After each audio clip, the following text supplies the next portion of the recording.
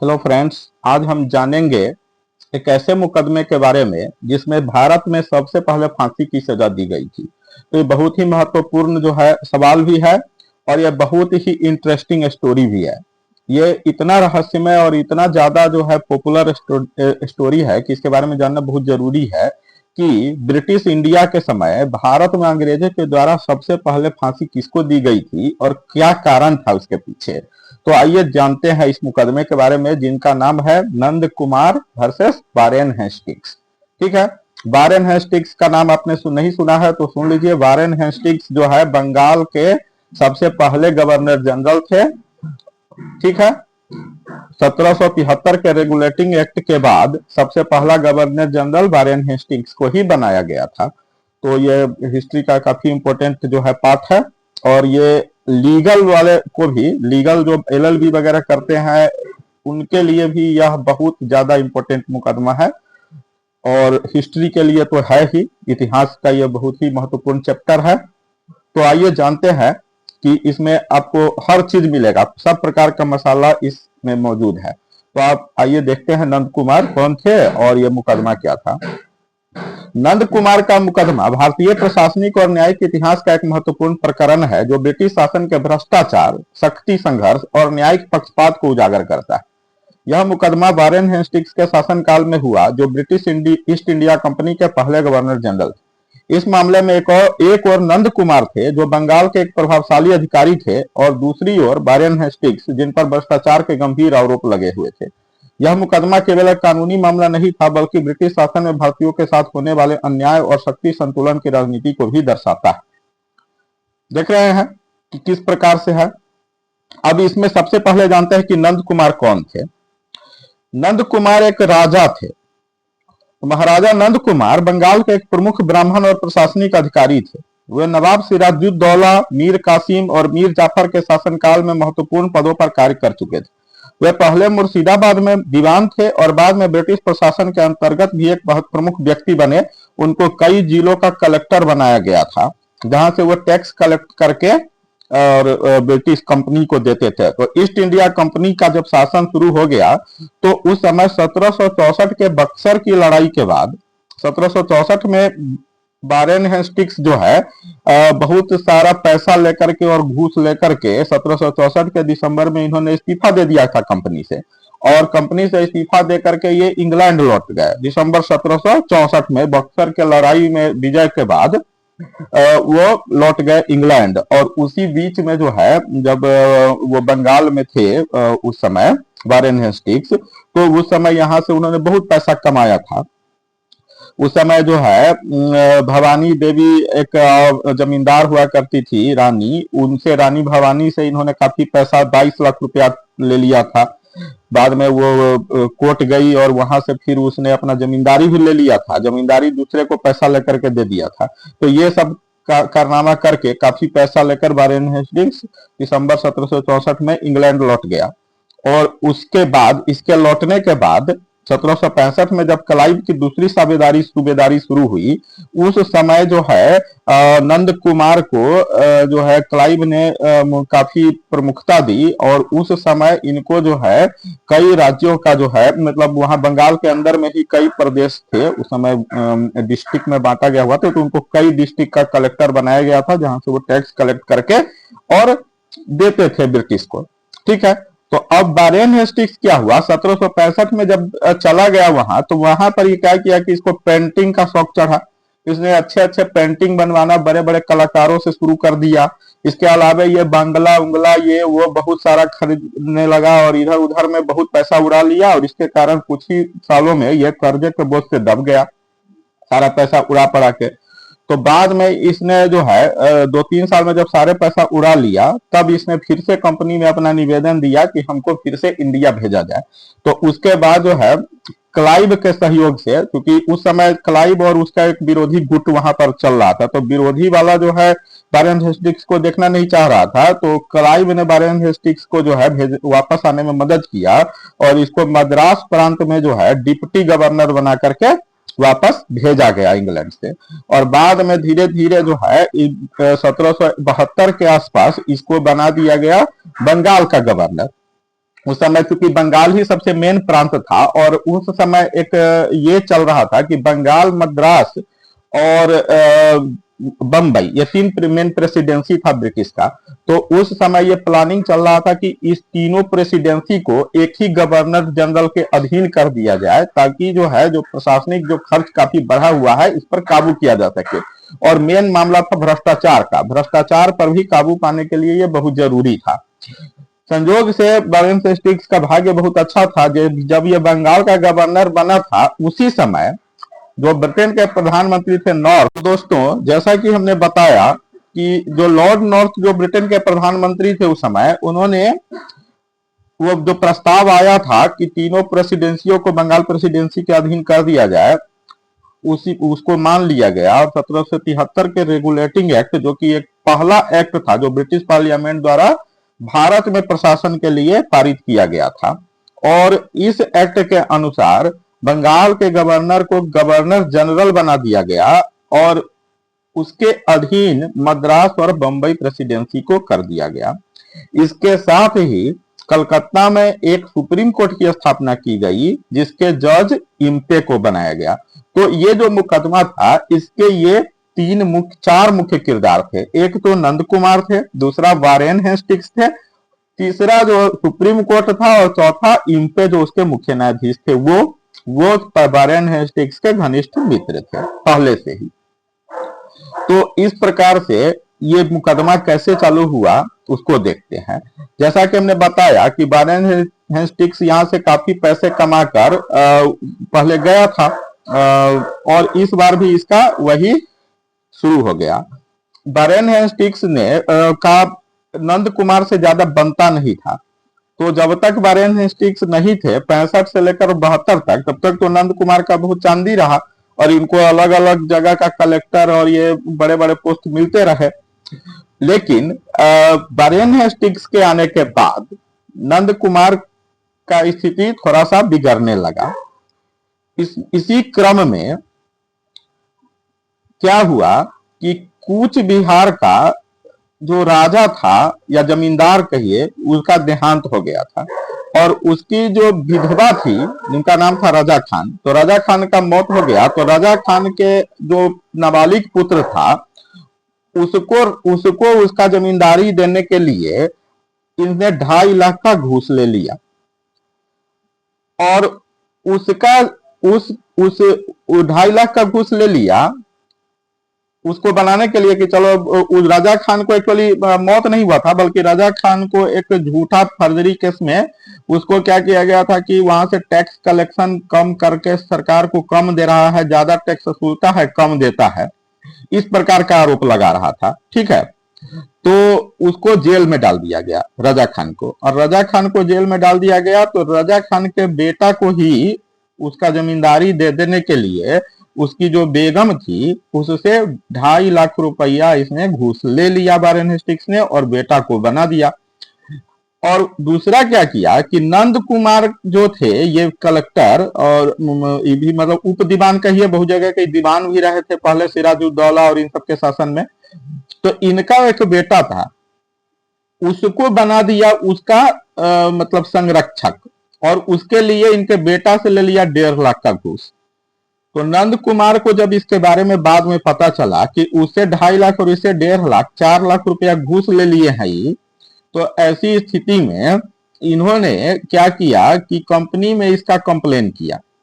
Company के जो उस समय डायरेक्टर, जो गवर्नर जनरल जो थे, वो इन काउंसिल में 3 और सदस्य थे।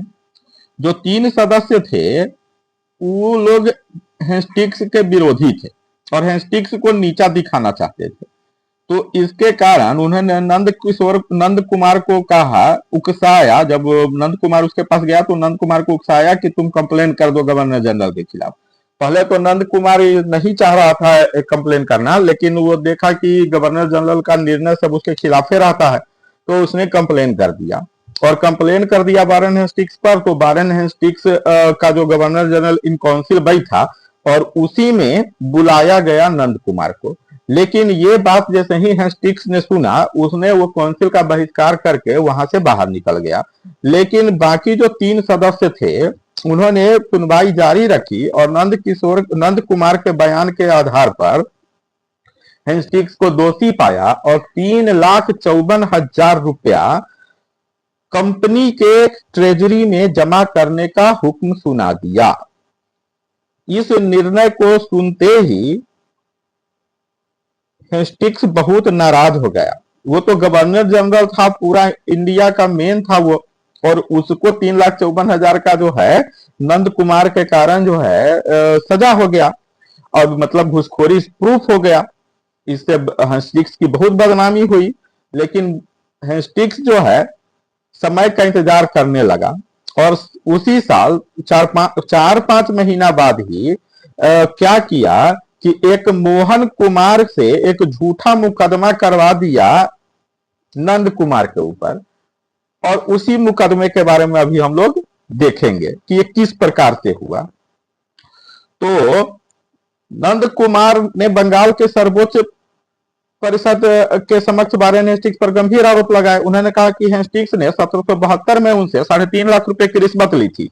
ये रिश्वत एक्चुअली में 2.5 लाख बेगम से लिया गया था और 1 लाख इनसे लिया गया था। नंद कुमार ने यह भी आरोप लगाया कि हेस्टिंग्स ने कई अन्य भारतीय अधिकारियों से भी अवैध रूप से धन वसूला। इन आरोपों के समर्थन में समकालीन स्रोत भी है, जिसमें फ्रांसिस बुकानन और विलियम हेकी जैसे ब्रिटिश लेखकों ने लिखा कि हेस्टिंग्स के खिलाफ रिश्वतखोरी के आरोप विश्वसनीय थे। बंगाल परिषद के जो समय सदस्य 3 सदस्य, जैसा कि मैंने बताया, वो 3 सदस्य थे, फिलिप फ्रांसिस, क्लेवरिंग और मोनसन। इन लोगों ने भी इसकी समीक्षा किया और हेस्टिंग्स के खिलाफ कार्रवाई की मांग की। हेस्टिंग्स के बचाव में उनके समर्थकों का तर्क था कि ये आरोप उनके राजनीतिक प्रतिद्वंदियों द्वारा लगाए गए थे। अब ठीक है, तो ये तो हो गया, उनको 3,54,000 का जुर्माना भी लगा दिया गया। अब जो है नंद कुमार के खिलाफ क्या साजिश रचा गया कि हेस्टिंग्स पर लगे आरोपों से उनकी साख को गंभीर नुकसान हुआ, लेकिन उन्होंने अपने अधिकारों का उपयोग करते हुए नंद कुमार के खिलाफ एक अलग मुकदमा चलवा दिया। आरोप क्या लगा? 1775 में नंद कुमार पर एक पुराने जालसाजी के मामले को दोबारा उठाया गया। उन पर लगाया गया कि उन्होंने किसी संपत्ति के दस्तावेज में हेरफेर किया था। और यह मामला कब था? 1769-70 का मामला था। यह 1775 का मामला नहीं था। आरोप 1775 के मई में लगाया गया था, जब उनको ये सजा 3.5 लाख का जो जुर्माना कर दिया गया था, उसके 3-4 महीने के बाद ही मई 1775 में आरोप लगाया गया था। और ये आरोप लगाया गया था कब के मामला के लिए? तो 1769-70 के पुराने 7-8 साल पुराने मामला के लिए, जबकि उस समय सुप्रीम कोर्ट बना भी नहीं था कलकत्ता में, तब का वो मामला था, जबकि उसके जुरिस्डिक्शन में सुप्रीम कोर्ट के वो मामला नहीं आ रहा था।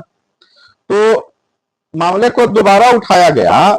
उन पर आरोप लगाया गया कि उन्होंने किसी की संपत्ति में, उसका नाम पुराना जो जिसने आरोप लगाया था उसके बारे में भी मैं बता दूं, यहां नहीं लिखा हुआ है, उसका नाम था मोहन कुमार। मोहन कुमार के पिताजी से एक दस्तावेज में बंधक बनाने के क्रम में कहना था कि नंद कुमार ने एक जाली हस्ताक्षर उसके पिताजी का करके और वो बंधक कर लिया था, जिसके कारण मोहन कुमार और उसके भाई को उस संपत्ति में नुकसान का सामना करना पड़ा।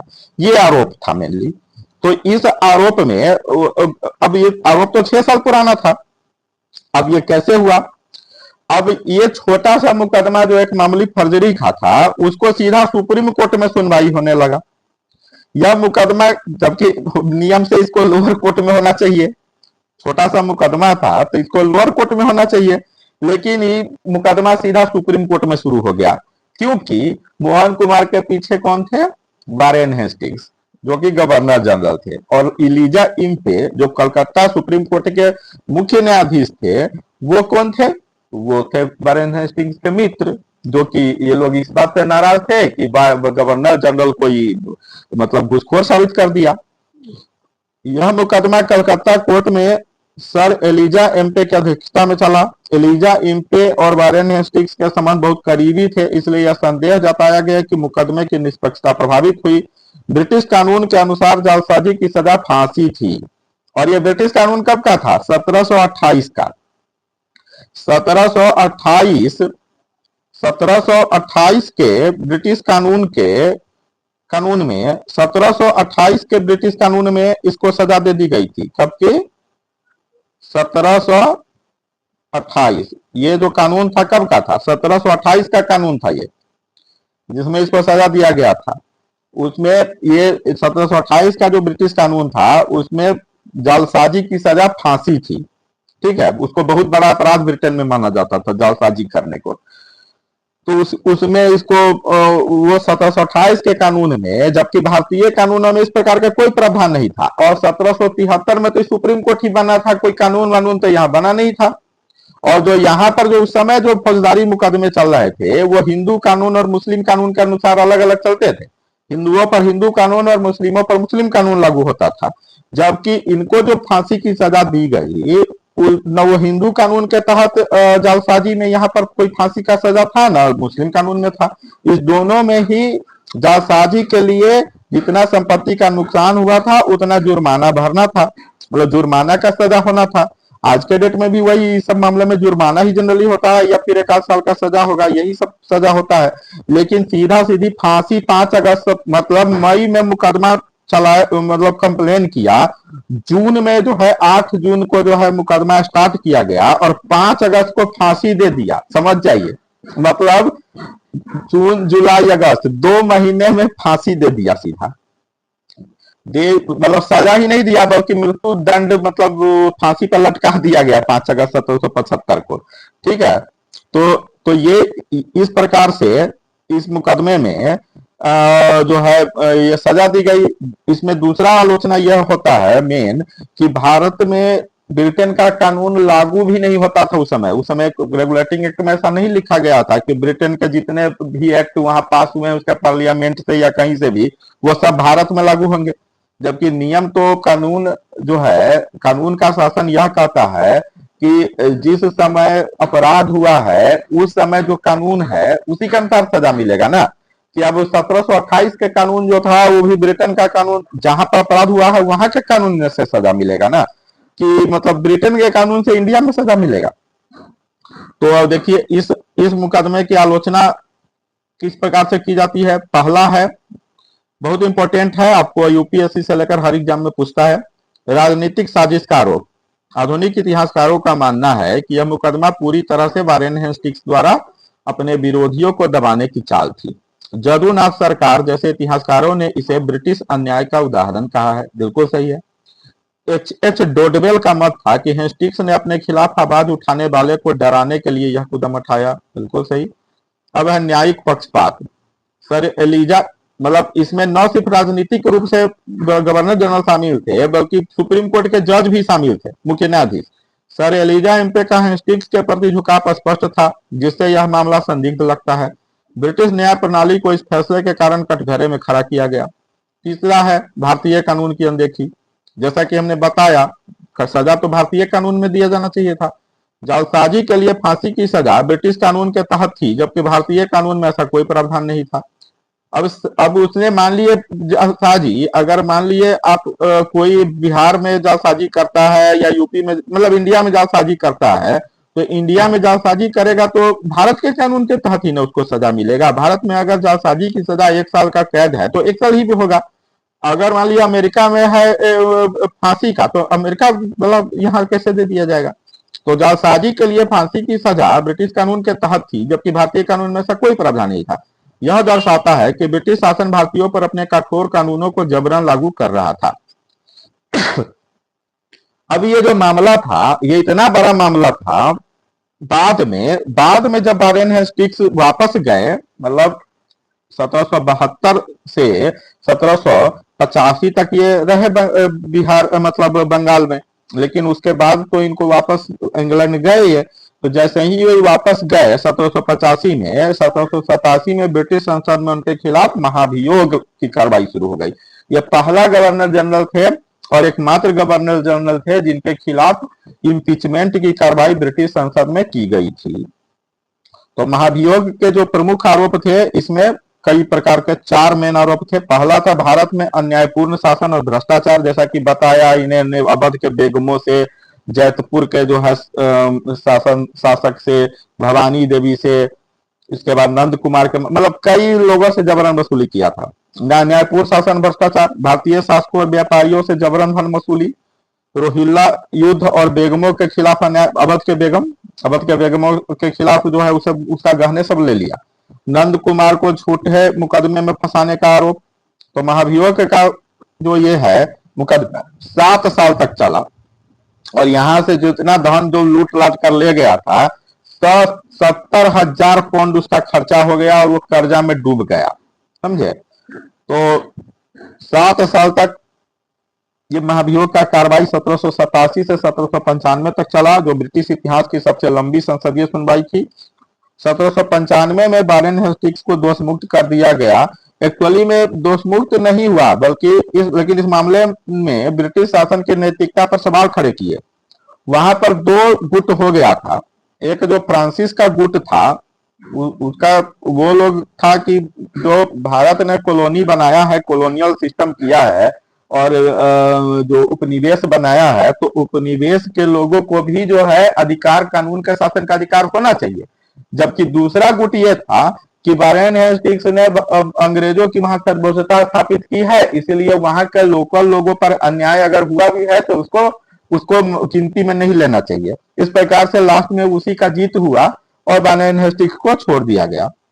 निष्कर्ष, नंद कुमार का मुकदमा और उनकी फांसी ब्रिटिश शासन के अधीन भारतीयों की कमजोर स्थिति को दर्शाती है। यह मुकदमा न केवल न्यायिक अन्याय का उदाहरण था, बल्कि ब्रिटिश शासन की भ्रष्ट राजनीति को भी उजागर करता है। मुख्य बिंदु, नंद किशोर ने हेस्टिंग्स पर रिश्वतखोरी का आरोप लगाया, जिससे हेस्टिंग्स की प्रतिष्ठा खतरे में पड़ गई। हेस्टिंग्स ने अपने प्रभाव का उपयोग कर नंद कुमार को जालसाजी के एक पुराने मामले में फंसाकर फांसी की सजा दिलवा दी। यह मुकदमा न्यायिक पक्षपात का स्पष्ट उदाहरण था, क्योंकि जज एलिजा इन पे हेस्टिंग्स के मित्र थे। इसे न्यायिक हत्या भी कहा जाता है। इस मुकदमा को न्यायिक हत्या भी कहा जाता है। 1787 में हेस्टिंग्स पर महाभियोग चला, लेकिन अंततः वह दुष्मुक्त हो गया। यह घटना हमें ब्रिटिश शासन के अन्यायपूर्ण नीतियों और भारतीयों के प्रति उनके पक्षपातपूर्ण रवैये को समझने में मदद करती है। यह ब्रिटिश न्याय प्रणाली की निष्पक्षता पर भी सवाल खड़े करती है, जो भारतीयों के लिए अक्सर अन्यायपूर्ण सिद्ध हुई। तो मित्रों, यह था नंद कुमार का मुकदमा। आपको वीडियो कैसा लगा? लाइक, शेयर और कमेंट जरूर कीजिएगा और चैनल को सब्सक्राइब कर लीजिएगा। सक्सेस रीडिफाइंड यह चैनल का नाम है, इसको सब्सक्राइब कर लीजिएगा और अपना कमेंट में बताइएगा कि नंद कुमार पर जो मुकदमा ब्रिटिश द्वारा किया गया था वो क्या उचित था या अनुचित था। धन्यवाद।